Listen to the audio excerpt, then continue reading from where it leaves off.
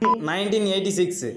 Ladies and gentlemen, I have great pleasure in taking part in this seminar on family welfare and the progress of the nation. I hope you will agree that the development of the country depends to a large extent on the welfare of its people. This means the government should take care of the welfare of the families, without which the country cannot make progress. Therefore, I have no doubt that this is an interesting subject for debate at the present moment.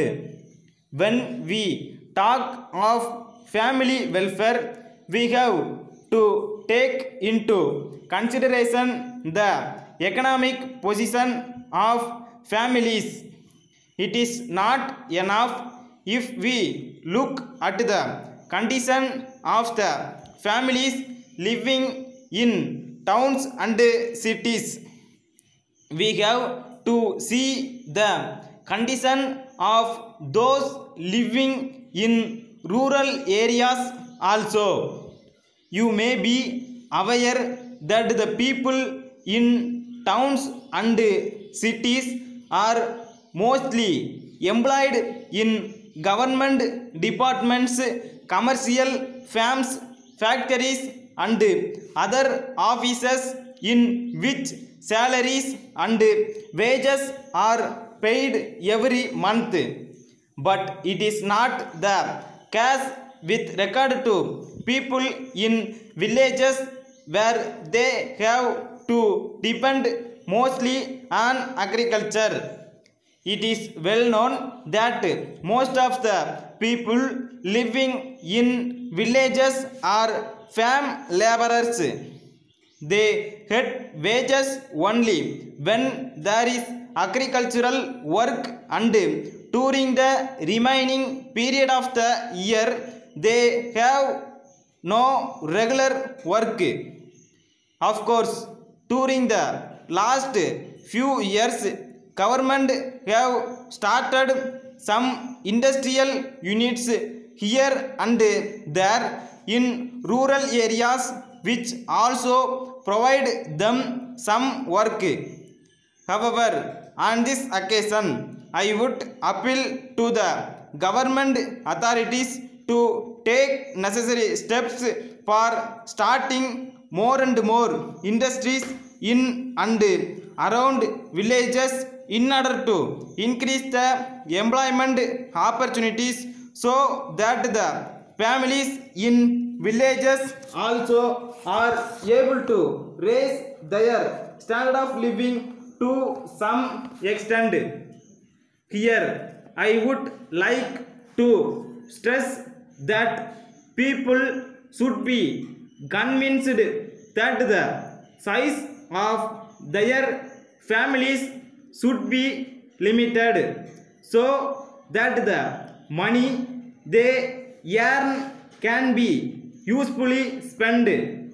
It should be explained that if the size of the family goes beyond certain limit, it will be difficult for them to take care of the children whom they love, and that such a state of affairs is neither good for them nor for the country.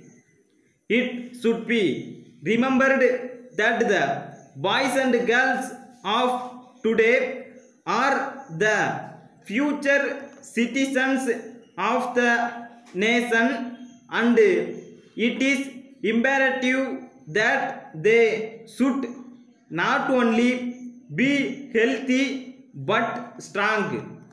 Letter dated 10th October 1983 from the branch manager, Life Insurance Corporation of India, Madurai to Thiru K.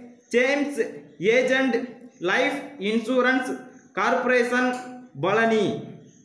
Dear sir, we are in receipt of your letter of the 5th instant together with 3 proposal forms for life insurance duly signed by the parties concerned for a sum of rupees 10,000 each. We have also received the 3 crossed checks sent by you towards the first year premium payable by the parties. In this connection, we would like to bring to your kind notice that you have yet to do business for a further sum of rupees 1 lakh to reach the target fixed for you. We are sure you will be able to do it before the end of the year. We are glad to enclose here with a check for rupees 500 towards your commission as per statement enclosed. Please send your stamped receipt at an early date. Yours faithfully.